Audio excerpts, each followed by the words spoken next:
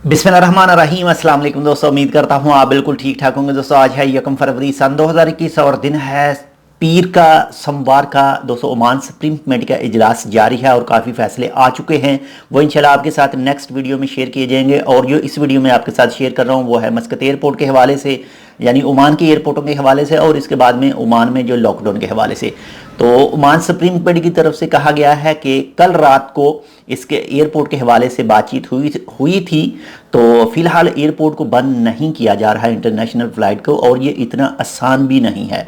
इसके बाद में जो मुल्क को बंद करने के हवाले से, यानी जो लॉकडाउन के हवाले से है, उसके बारे में भी कहा गया है कि ये इतना आसान काम नहीं है कि मुल्क को बंद किया जा सके। और फुल टू फुल यही कोशिश है कि कोई भी ऐसा काम ना हो जिससे दोबारा से लॉकडाउन लगाया जा सके। तो फिलहाल जो आप लोगों के काफ़ी ज़्यादा सवालात आ रहे हैं मस्कत एयरपोर्ट के हवाले से और लॉकडाउन के हवाले से, इसकी तो तस्दीक हो चुकी है कि ये दोनों काम फ़िलहाल नहीं होंगे, जो माशाल्लाह से बहुत ही अच्छी बात है। और यही होना चाहिए कि ये दोनों चीज़ें खुली रहें और इंशाल्लाह ज़िंदगी की रूटीन है वो मामूलात पर आ सके।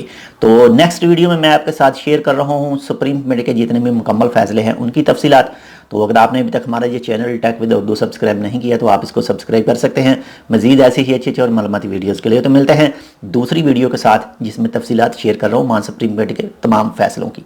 तब तक के लिए अल्लाह हाफिज़।